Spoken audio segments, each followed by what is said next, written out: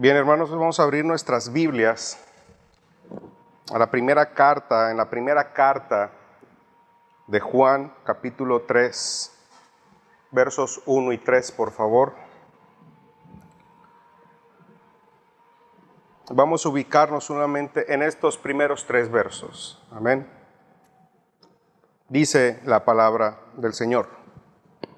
Miren cuánto nos ama Dios el Padre, que se nos puede llamar hijos de Dios y lo somos. Por eso los que son del mundo no nos conocen, pues no han conocido a Dios. Queridos hermanos, ya somos hijos de Dios, y aunque no se ve todavía lo que hemos de ser, seremos semejantes a Él porque le veremos tal y como Él es. Y todo aquel que tiene esta esperanza en Él se purifica a sí mismo, así como Él es puro. Conforme he ido estudiando y avanzando en la primera carta de Juan, he notado lo recurrente que es en temas específicos como la obediencia, amor, justicia, santidad y perseverancia. Habla de alguno de ellos en algún capítulo y después en otros capítulos los retoma, pero cada vez de una manera profunda, como una especie de tornillo que va entrando cada vez más para así sujetar o afirmar una verdad. Es el tema, el caso en específico, el tema es el del amor. Y hace lo mismo. Y en el capítulo 2 él habló acerca del amor. Pero en el capítulo 3 lo toma de una manera más profunda. En esta sección de su carta, Juan se concentrará en desarrollar la vida espiritual de los verdaderos hijos de Dios. Y no varía su patrón. Hemos visto que Juan empieza con una declaración del carácter de Dios, después establece una serie de condiciones para comprobar si se es o no hijo de Dios. Recuerda ahí en el capítulo 1, verso 5, él introduce a Dios como luz y después estableció las condiciones para aquellos que asumen ser hijos de Dios, tengan certeza en caso de serlo o duden aquellos que no pueden concluir con certeza que lo son. Y las condiciones es: Dios es luz, los verdaderos hijos de Dios no andan en tinieblas, han renunciado al pecado. En el capítulo 2, verso 29 dijo que Dios es justo. Y las condiciones eran o fueron rechazar la mundanalidad, ser obediente y ser perseverantes. En este capítulo introduce o presenta a Dios como Padre. Y los creyentes entonces son hijos de Dios. Y acompaña con las condiciones que debe destacar todo hijo de Dios en su conducta. Así que el capítulo 3 se enfocará en las condiciones para vivir como hijos de Dios. Ahora bien, una de las mayores verdades o lecciones que hemos aprendido hasta este momento es que la verdad importa y que no hay verdades subjetivas, que la verdad no es algo que dependa de cada quien, de su punto de vista, de sus preferencias o de sus conveniencias. Que de hecho el conocimiento de la verdad define todo lo que somos y seremos. Y la verdad es Cristo. La verdad es su palabra. Él es la luz, en Él no hay variaciones, es el mismo ayer y siempre. Podemos confiar en este estándar. Y si queremos conocer la verdad de quiénes somos, tenemos que mirar a Cristo, mirar su palabra, y después de leer estos 3 versos, como hemos hecho, hay dos preguntas que tenemos que hacernos. Número 1, ¿quiénes somos? Y número 2, ¿cuáles son las condiciones para vivir como un hijo de Dios? Previamente Juan nos ha hablado acerca de la perseverancia en Cristo como condición para reconocer a un verdadero cristiano. Ahora el apóstol hace un llamado a tomar en consideración el amor del Padre y sus efectos en nuestra conducta como evidencia de ser verdaderos cristianos. Y él empieza con esta palabra, mirad, mirad. Esta palabra implica la acción de ver, contemplar, considerar y maravillarse. Algo como lo que expresó en el capítulo 1, verso 1. Lo que era desde el principio, lo que hemos oído, lo que hemos visto con nuestros ojos y lo que hemos contemplado. Hablando de Jesucristo. La expresión de Juan es como que él quisiera decir, quiero que consideren quiénes somos, pero para esto tenemos que contemplar, considerar quién es Dios, considerar su amor, y solo a partir de esa verdad y de sus efectos es que podemos concluir si somos verdaderos hijos de Dios. Entonces la primera pregunta es, ¿quiénes somos? Dice Juan que se nos puede llamar hijos de Dios y lo somos. Esa es una verdad. Esa es nuestra identidad hoy y para siempre. Pero ¿cómo es que llegamos a ser hijos de Dios? Dice Juan, por el amor que nos ha otorgado el Padre. Y la palabra otorgado es interesante, pues viene de una palabra que significa regalo, regalar o permitir. Lo que implica con esta palabra que detrás de su amor y de lo que hoy somos a causa de su amor, no hay ningún mérito o deuda que obligara al dador, a Dios, a dárnoslo. La única motivación estaba en su propia voluntad, en su propio deseo, lo que llamamos gracia. La cual era nuestra condición previa. Efesios capítulo 2, versos 1 al 3, nos da una breve pero fehaciente y concisa descripción de quiénes éramos nosotros. Pablo en Efesios capítulo 2, versos 1 al 3 dice que antes estábamos muertos en delitos y pecados. Éramos pecadores por naturaleza. Nos deleitábamos en el pecado. No había ninguna intención de agradar a Dios. Vivíamos según la corriente de este mundo para complacer única y exclusivamente a la carne y a sus deseos. Nuestra mente, nuestro corazón y voluntad estaban dispuestos únicamente para el pecado. Éramos desobedientes, rebeldes, enemigos de Dios. Y dice Pablo que quienes son así no pueden ser objeto del amor de Dios, sino de la ira santa de Dios.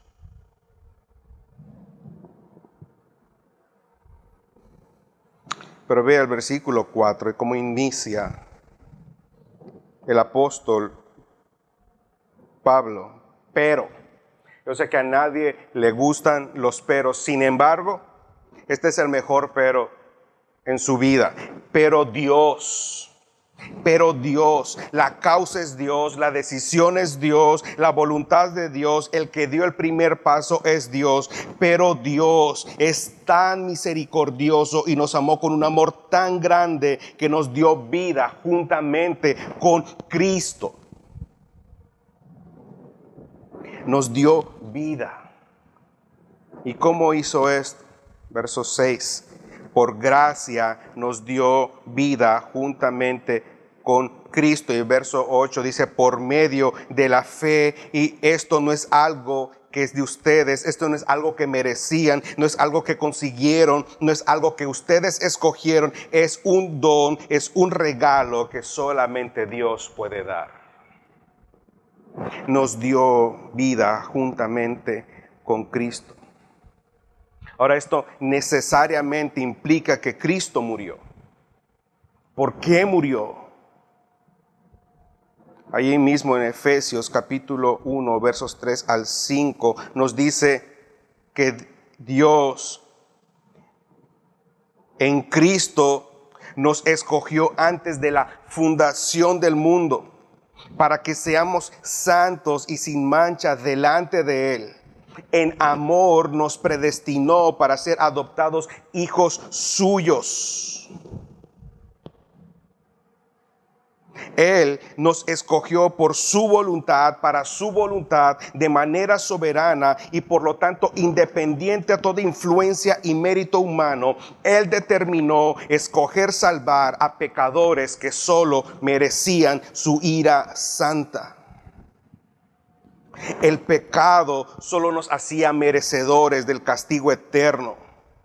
Por lo tanto, si de algo o de alguien teníamos que ser salvo, era de Dios mismo.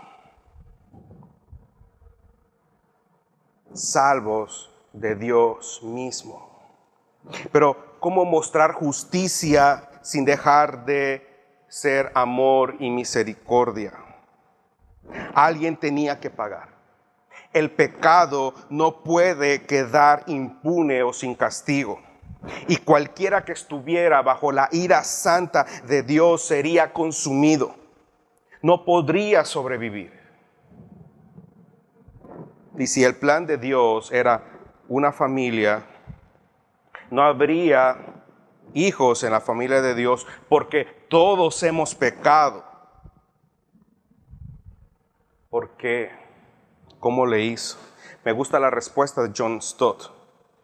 Dice John Stott: en la cruz, en su santo amor, Dios mismo pagó por medio de su Hijo amado toda la deuda de nuestra desobediencia.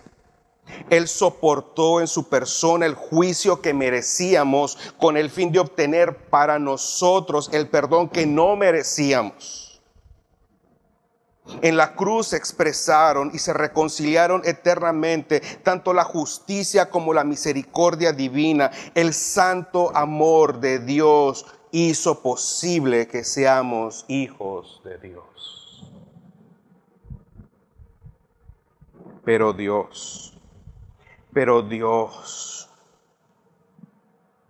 nos hizo aceptos en el amado.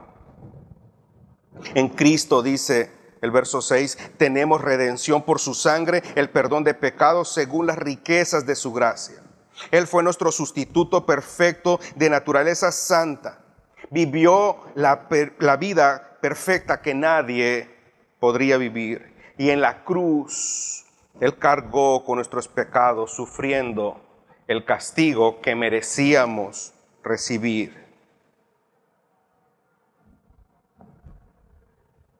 Y mientras en Jesús su ira santa era satisfecha, a nosotros nos mostraba misericordia y perdón. Pero su amor no quedó ahí. El amado se levantó de entre los muertos y con ello el Padre aceptaba el sacrificio de Cristo. Si Cristo no hubiese resucitado, Él habría muerto como cualquier pecador. Y su sacrificio no habría sido suficiente y nosotros no tendríamos perdón de pecados, aún estaríamos muertos en delitos y pecados y no tendríamos esperanza. Pero el Padre lo resucitó y juntamente con Él nos dio vida y nos hizo sus hijos. Pero su amor aún ha ido mucho más allá, porque en su amor garantizó nuestra salvación para siempre. Romanos 8, versos 29 al 30, Pablo dice lo siguiente: a los que de antemano conoció, también los predestinó para que fuesen hechos conforme a la imagen de su Hijo, para que Él sea el primogénito entre muchos hermanos. Y a los que predestinó, a estos también llamó, y a los que llamó también justificó, y a estos que justificó, a estos también glorificó. Note cómo el apóstol ha ido agregando el también. La palabra griega es kai, que significa incluso, es decir, que hizo efectiva la acción a la que precede esta palabra. El amor de Dios no se quedó en una sola intención, fue dinámico y se movió y lo sigue haciendo hasta el final. Dice que nos conoció, lo cual implica que lo hizo por nombre y apellido y decidió tener una relación significativa con estos que conoció. De manera que incluso los predestinó para que sean a la imagen de Cristo. E hizo efectiva esa elección soberana al llamarnos a salvación por medio de la proclamación del Evangelio y la intervención del Espíritu Santo. Y a estos que llamó, incluso o hizo efectiva ese llamamiento al justificarlos, al otorgarles perdón, al declararlos inocentes y apartarlos para Él. Y no solo eso, sino que incluso a estos que justificó, también los glorificó. Esta última acción es interesante, porque nadie de nosotros aún ha sido glorificado. Nadie está aún en el cielo, pero sin embargo el Espíritu Santo inspira a Pablo a escribir en tiempo pasado una acción futura para que tengamos la seguridad que es un hecho. La pregunta es, ¿por qué hizo Dios esto? Jesús dice que esa es la voluntad del Padre. Escucha que dice Jesús en Juan capítulo 6, verso 39. Y esta es la voluntad del que me envió, que de todo lo que Él me ha dado, yo no pierda nada, sino que lo resucite en el día final. Porque esta es la voluntad de mi Padre, que todo aquel que ve al Hijo y cree en Él tenga vida eterna, y yo mismo lo resucitaré en el día final. Quiero que pueda notar lo siguiente. Cuando usted es hecho o fue hecho hijo de Dios, usted recibió una perfección posicional. Es decir, en Cristo usted está vestido de su justicia y de su perfección. Esta es la perfección ganada por la justificación al ser declarados inocentes. Posicionalmente somos perfectos delante de Dios. Pero hay un estado de perfección que será completa y es por medio, o es ganada por medio de la glorificación. Y es la que hace Juan referencia en el capítulo 3. Pero hay una perfección que podemos llamar, que es una perfección práctica, que es realizada por la santificación. Posicionalmente somos perfectos por la justificación y seremos o tendremos un estado perfecto cuando llegue nuestra glorificación. Pero hay una perfección que es práctica, que es realizada por medio de la santificación. Y Pablo añade ahí en el capítulo 8 de Romanos, si Dios es por nosotros, ¿quién contra nosotros? Antes no podíamos decir que Dios es por nosotros, sino contra de nosotros, pues éramos enemigos, pero Él fue por nosotros en la persona de Cristo, tomando nuestro lugar y pagando por nuestros pecados. Por eso Pablo dice, si no escatimó ni a su propio Hijo, sino que lo entregó por todos nosotros, ¿cómo no nos dará también? ¿Cómo no hará efectivo todas las cosas? Es lo que está diciendo. En otra manera de preguntarlo es, ¿cómo no nos dará lo necesario para completar el propósito que tuvo el escogernos? ¿Y cuál es el propósito? Ser a la imagen de Cristo. Pero su amor ha ido aún mucho más allá. Efesios capítulo 1, versos 13 en adelante, dice que fuimos sellados con el Espíritu Santo de la promesa, que es las arras de nuestra herencia hasta la redención de la posesión adquirida para alabanza de su gloria. El sello es una marca de identificación oficial que se colocaba sobre documentos importantes. Y el sello tenía 4 funciones a destacar. dar seguridad, comprobar autenticidad, demostrar la propiedad y demostrar la autoridad. Al tener al Espíritu Santo, somos declarados propiedad y protegidos por Dios, lo que demuestra su autoridad sobre nuestras vidas. Y aún más, el Espíritu Santo es las arras de nuestra herencia, es el adelanto, la garantía, el juramento, la promesa de la vida eterna de todo hijo de Dios. Amado, mira cuánta bendición, cuánto amor. Si eso no te asombra, si eso no te maravilla y tú deseas cualquier otra cosa fuera de ello, si eso no provoca que tus labios se abran en alabanza, en gratitud y adoración e impulsa tu vida a la santidad, nada más lo hará.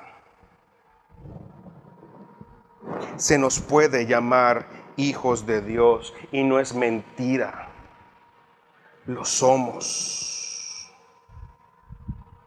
Pero es importante entender lo que significa ser hijos de Dios. Y que no todos son hijos de Dios en el sentido que Juan lo menciona aquí. Hoy muchos cristianos asumen que son hijos de Dios. Pero muchos se equivocan. Aquí Juan se refiere a aquellos que han recibido el amor del Padre en una comunión y confianza significativa con Él.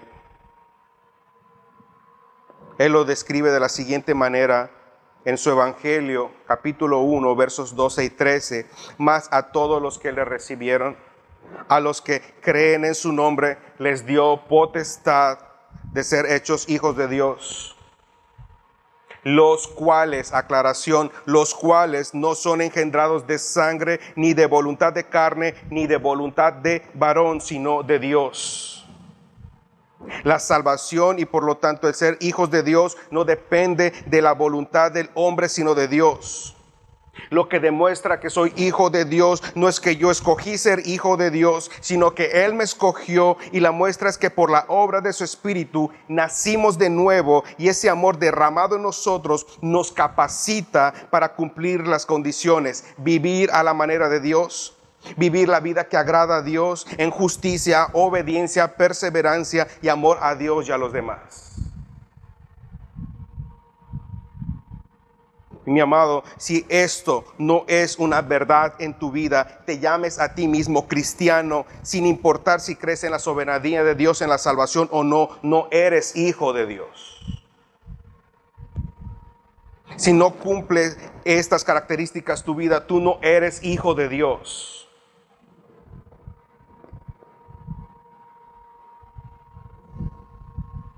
Ahora veamos cuáles son las condiciones para vivir como hijo de Dios.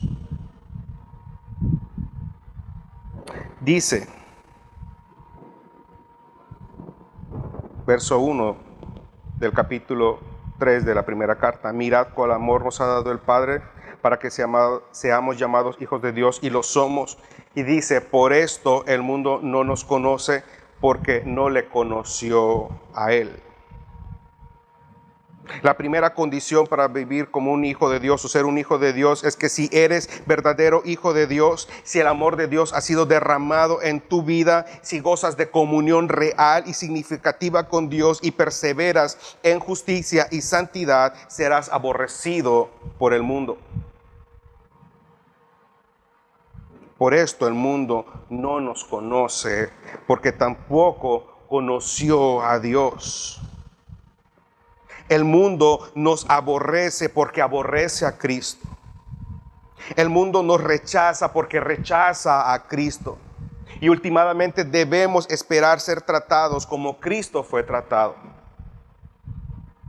Juan lo dijo, lo escribe en el capítulo 15 de su Evangelio. Jesucristo dice, si el mundo os odia, sabéis que me ha odiado a mí antes que a vosotros.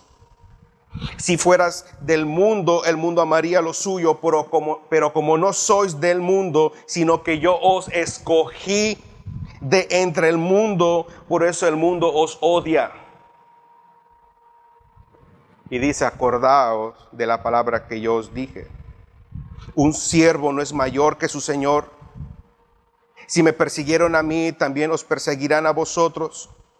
Si guardaron mi palabra, también guardarán la vuestra. Pero todo esto les harán por causa de mi nombre, porque no conocen al que me envió. Si observa el versículo 29 del capítulo 2, él termina diciendo, si sabéis que Él es justo, sabed también que todo el que hace justicia es nacido de Él. Un verdadero cristiano no es cool. No es cool, no es agradable. El que ha nacido de nuevo tiene una naturaleza gloriosa que las tinieblas aborrecen. Su estilo de vida es chocante, es desagradable. Su vida santa y justa es molesta porque deja en evidencia el pecado de los demás. Son despreciados, son aborrecidos y sufren oposición. Pero el desprecio es muestra de que no somos de este mundo, que somos hijos de Dios. Dice Pablo en Filipenses capítulo 1, verso 28, en nada intimidados por los que se oponen, que para ellos ciertamente es indicio de perdición, mas para ustedes es indicio de salvación, y esto es de Dios. No debe ser causa de vergüenza, sino un privilegio para nosotros. Pues a nosotros, dice el verso 29 de Filipenses 2, se nos ha concedido no solo creer en Él, sino también padecer por Él. El amor de Dios y el sufrimiento por la causa de Cristo van en es un mismo paquete.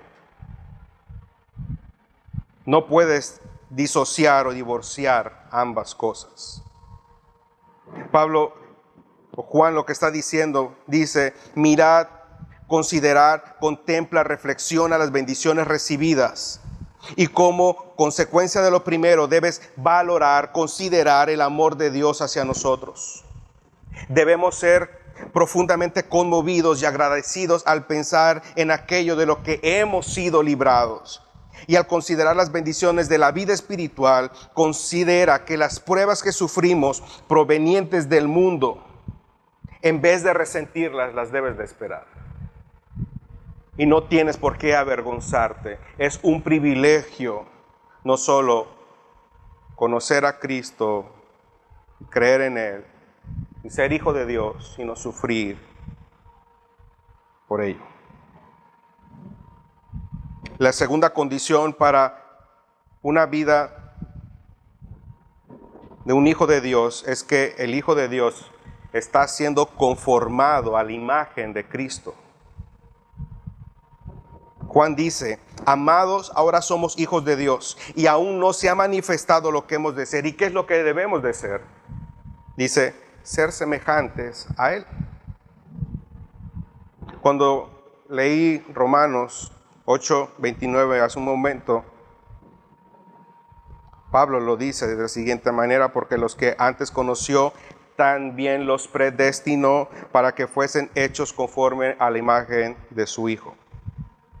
La meta del propósito predestinado de Dios para sus hijos es que seamos semejantes a Cristo. Somos hijos de Dios, pero aún no somos plenamente como Cristo. Solo la eternidad será el período de la manifestación gloriosa y perfecta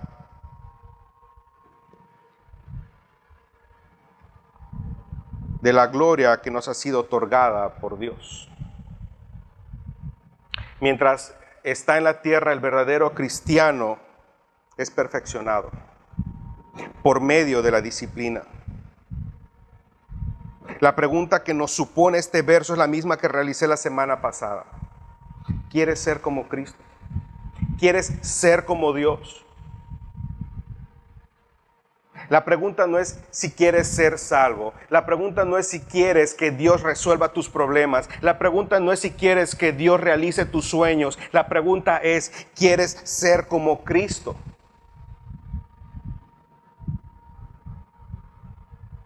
Entonces, dice el escritor de Hebreos capítulo 12, Hijo mío, no tengas en poco la disciplina del Señor, ni te desanimes el ser reprendido por Él, porque el Señor al que ama, disciplina y azota a todo el que recibe por hijo. Una de las pruebas para que seamos a la imagen de Cristo, o de que somos hijos de Dios, perdón, y de que Él nos ama, es que nos está perfeccionando para que seamos a la imagen de Cristo.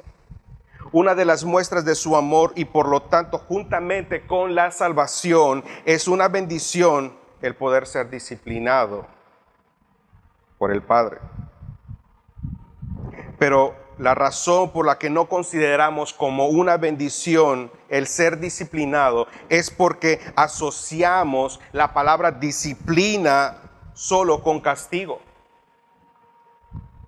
La bendición es que los hijos de Dios somos disciplinados por un Padre amoroso, no castigados por Dios, porque nuestro castigo fue sobre la espalda de Jesús. La palabra disciplina que emplea el escritor a los hebreos se traduce como enseñar, instruir y corregir en ese orden. De manera que el Padre amoroso nos enseña la verdad, pero no solo eso, también nos instruye, nos indica cómo aplicar o llevar a cabo la enseñanza. Es decir, que la verdad regula nuestro carácter y conducta y nos corrige. Pero en ocasiones la corrección tiene que ser muy severa a causa de el pecado en nosotros, a causa de nuestra desobediencia, o porque en ocasiones damos pie y cedemos ante las tentaciones del mundo. Y eso demuestra su amor, porque su intención es que participemos de su santidad. Hebreos 12:10 dice, tuvimos a nuestros padres terrenales que nos disciplinaban y los respetábamos. Y dice, ¿por qué no obedeceremos mucho mejor al Padre de los espíritus y viviremos? Aquellos, nuestros padres, ciertamente por pocos días nos disciplinaban como a ellos les parecía, pero a este Padre celestial, para lo que es provechoso, os disciplina. ¿Y cuál es el provecho? Para que participemos de su santidad, dice. Si no fuésemos disciplinados por Dios, entonces no somos hijos de Dios. Seríamos bastardos, sin padre. Amados, la intención, la meta o propósito es que seamos como Cristo.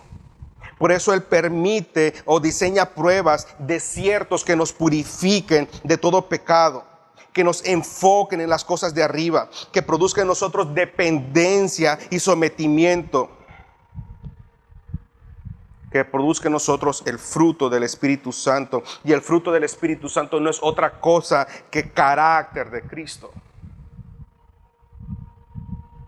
Así que cuando una dificultad venga a nosotros, cuando venga una aflicción, en lugar de andar reprendiendo, en lugar de andar atando o desatando, quién sabe que el verdadero Hijo de Dios va a permanecer en la palabra, sometiéndose humildemente al amor y soberanía de Dios, y va a bendecir al Padre, pues entiende que esa prueba tiene el propósito de hacerlo más y más como Cristo.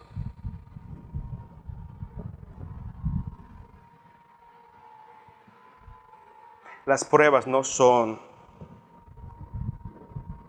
maldición, porque todas las maldiciones fueron sobre Cristo en la cruz. Y Él en la cruz del Calvario dijo, tetelestai, consumado es. Las pruebas son una bendición, son muestra de que somos hijos de Dios y de su fidelidad de conformarnos a la imagen de Cristo. Y mientras estemos en la tierra, esa será una constante.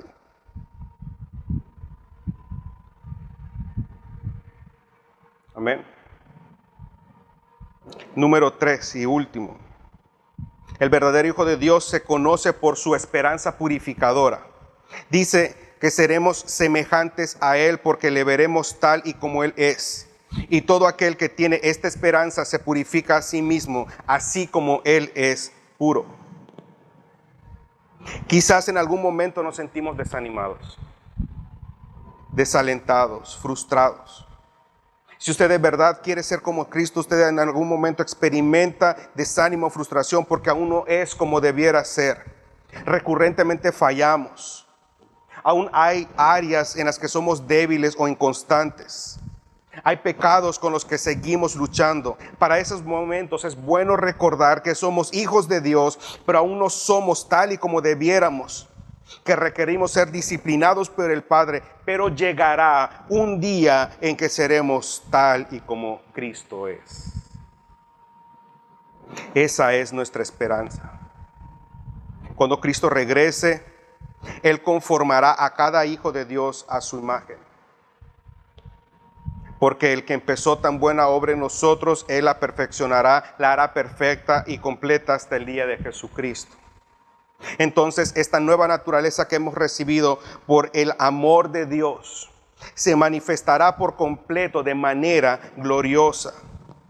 Amaremos perfectamente, tendremos gozo y paz perfecto, nunca más pecaremos, nunca más tendremos tentaciones, nunca más caeremos. Nuestros pensamientos, nuestro corazón y voluntad serán perfectos. Pensamientos, emociones, intenciones, sentimientos puros, santos, perfectos brotarán de nosotros, llenos de gracia y de verdad.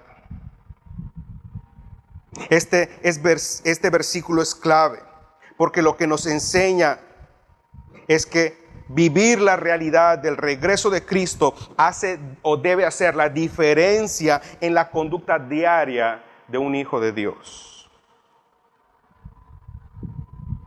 En vista de que los hijos de Dios un día serán semejantes a Cristo, en ellos debe haber un deseo creciente de ser como Cristo en el presente. Escuche cómo lo expresa Pablo en Filipenses capítulo 3, versos 12 al 14. No que lo haya alcanzado.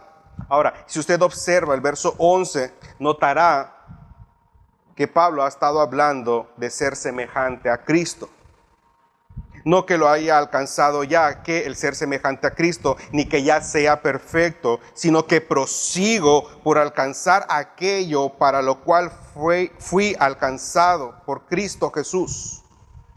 Hermanos míos, dice, yo mismo no pretendo haberlo alcanzado ya, pero una cosa hago, olvidando ciertamente lo que queda atrás y extendiéndome a lo que está delante, prosigo, persevero a la meta. ¿Cuál es la meta? Ser como Cristo, al supremo llamamiento de Dios en Cristo Jesús. Ser plena y completamente perfecto.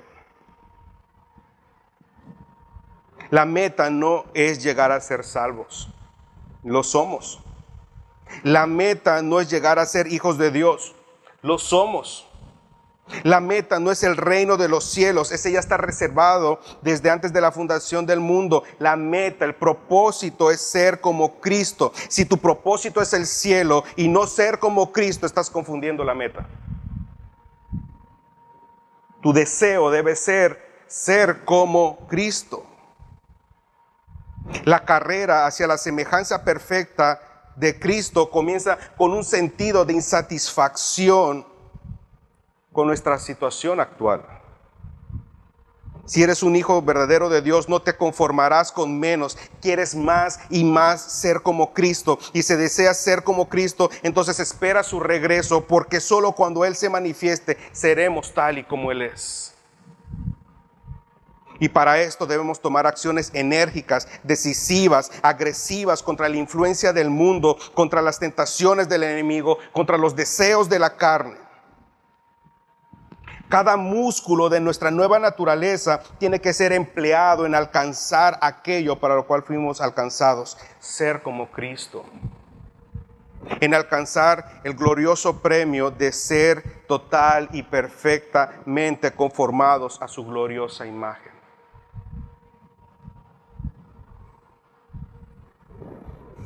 El verdadero Hijo de Dios se conoce porque mientras está en la tierra, emplea todas sus fuerzas en ser como Cristo. No en lograr el éxito según lo ha diseñado el mundo, no lograr la satisfacción según lo ha diseñado el mundo.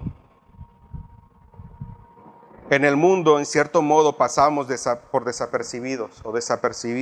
Algunos somos menospreciados. No somos tomados en serio. No somos exitosos, sino mediocres según el estándar del mundo. Somos débiles que se dejan de los demás. Y en ocasiones estas voces del mundo empiezan a hacer mella en nosotros. Y nos sentimos seducidos a buscar el éxito, la satisfacción, la gratificación, la aceptación de los demás. Eso pasa cuando no consideramos el amor de Dios y buscamos satisfacernos en otros amores, en otros dioses. ¿Quieres saber si eres amado? No mires lo mucho o lo poco que física o económicamente tengas. Mira a la cruz. Mira a la cruz. Esa es la prueba más grande de amor de Dios por ti. Esa es la prueba absoluta de su amor para el cristiano. Los anticristos, los apóstatas, los mundanos miden el amor de Dios por lo que logran, por lo que obtienen, por las bendiciones que reciben. Miden el amor de Dios según el estándar del mundo. Pero el verdadero cristiano tiene en Cristo la prueba del amor de Dios y expresa lo siguiente: el Hijo de Dios, el cual me amó y se entregó a sí mismo por mí. No midas el amor de Dios por lo que te da. Mídelo por lo que no te da a causa de su amor. Mientras estamos en la tierra, el Espíritu Santo sigue obrando en nosotros, moldeándonos a la imagen de Cristo. Es necesario que pasemos por pruebas, tribulaciones. Dios usará cada adversidad, cada prueba.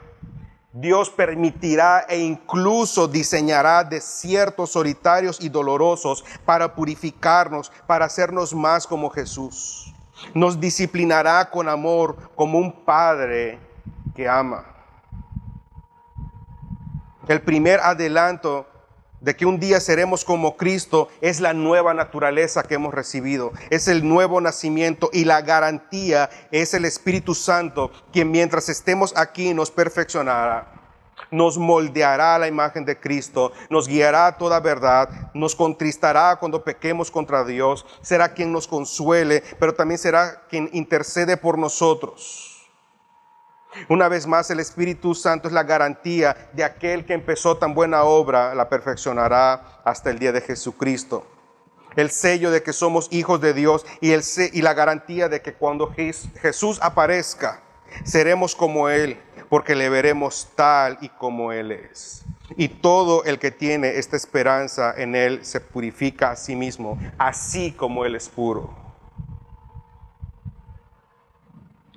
Déjame preguntarte, para ir terminando, ¿es una realidad esa esperanza en tu vida?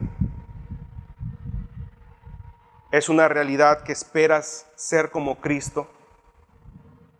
Entonces, déjame decirte que vivir en la realidad del amor del Padre, de la obra presente del Espíritu Santo en ti y en mí, y la realidad del regreso de Cristo debe producir una diferencia en nuestra conducta todos los días. El amor tan grande que hemos recibido y seguimos recibiendo debe impulsar una vida cada vez más santa. Una vida de obediencia, no como pago de la salvación, porque esta ya la obtuvimos por gracia, no para que Dios me bendiga, sino como un acto recíproco de amor a Dios. Somos llamados a vivir vidas santas, vidas que desean amar a Dios con toda nuestra mente, corazón y alma. Si eres un hijo de Dios, permanece en su amor. Es decir, mira, concéntrate, medita una y otra vez en su amor, permanece en él. No quieras, no busques otro amor porque no lo encontrarás. Si permaneces en su amor, te apartarás de toda mundanalidad y evitarás una vida apóstata.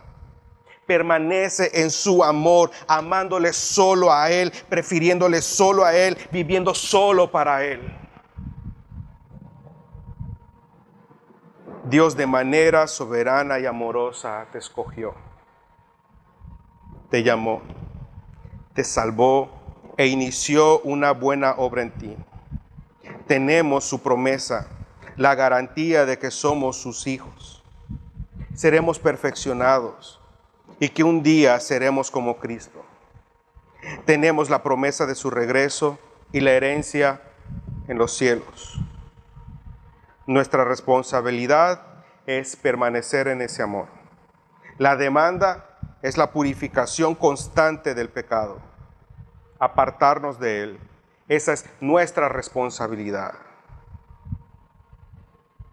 Que el deseo por la santidad no se enfríe en nosotros. Y cuando un hijo de Dios quiera saber si es amado por su Padre, no se va a tocar la cartera, no mirará su estado de cuenta, no lo consultará con un doctor, simplemente tendrá que hacer memoria de la cruz de Cristo y de los desiertos que ha tenido que pasar. Oremos.